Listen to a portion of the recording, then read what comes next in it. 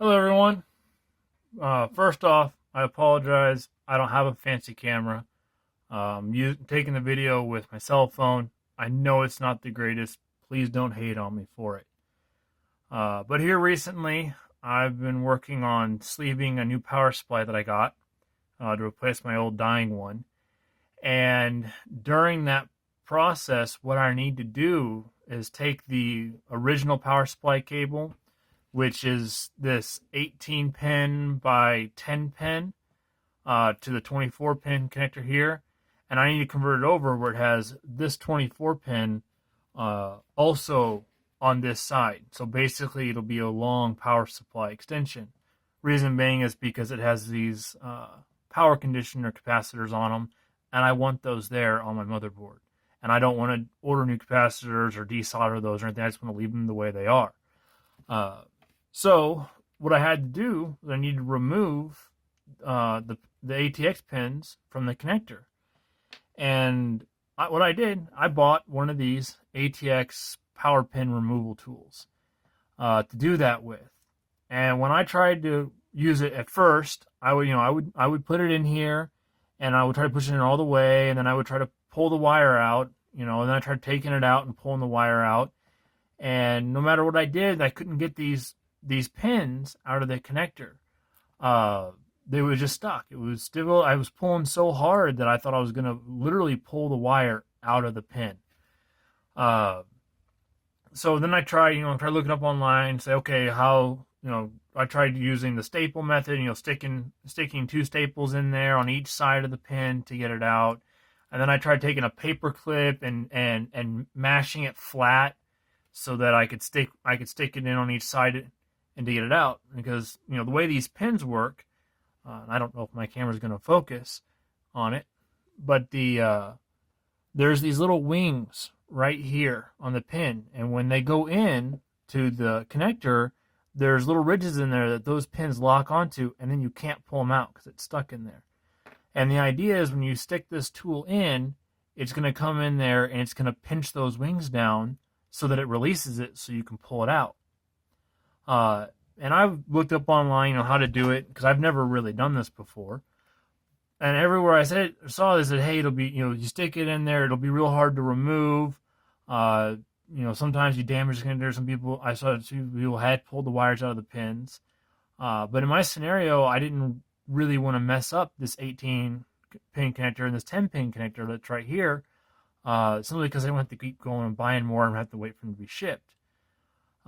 So after some trial and error for about an hour or so, I figured out how to get this ATX pin removal tool to work with almost no effort. It's simple, it's easy, it takes you literally about 30 seconds to do, and it makes removing all of these pins from these connectors super easy. Like the 18 pins I removed here, I probably did them in maybe 20 minutes after I modified this tool. So I've already modified this one. I don't have a second one that's not modified, that's original to show you. So I'm just going to tell you what I did. But you're going to take a pair of needle nose pliers like this right here. And in these pins, which I don't know, again, my camera may not focus, but these little, pins right here, they are straight whenever you buy it. If you notice mine on this little section right there, they're bent in. So instead of being, perfectly straight like this, I put little bends in them like that. What that does is it causes it to push the pins in further and fully unlock them. Like right here, you can see these pins here, or the wings on this pin, they're fully depressed. They're not sticking out at all. So all I did was I come in here, take my little needle nose pliers on the very end, just like that. Come on, focus. And all you do is just give it a little bend. Not much, just a little bit. And you'll notice it even closes up the gap because you're bending them in together. You do that on both sides. Again, very little. It may take a few adjustments, but you'll know when you get it right because it'll just go in and the wire will just come right back out when you have it at the right angle. So just to give you an example here, I'm going to go ahead and put the tool in on this middle pin here. And because it does make the hole smaller, it is more difficult to get it inserted to begin with. But once you have it in there, just go ahead and watch. Watch right here. You'll see the metal pin of the wire pop out. There it is. I push the tool in. There's the pin right there, that little piece of metal. So all I have to do is pull that out, pull the tool out, and watch. No effort. Easily. We're going to go ahead and try another pin right here. Now sometimes these pins, they're a little stuck and it doesn't always work the first time. You have to go back and readjust the tool because every time you stick it in, it moves those two little prongs. Instead of being bent, it'll kind of straighten them out a little bit, so you may have to go readjust it again. Let me see here. This is the most time-consuming part. There it is. All right, now it's in there. I'm going to go ahead and push real hard. There's the metal part right there.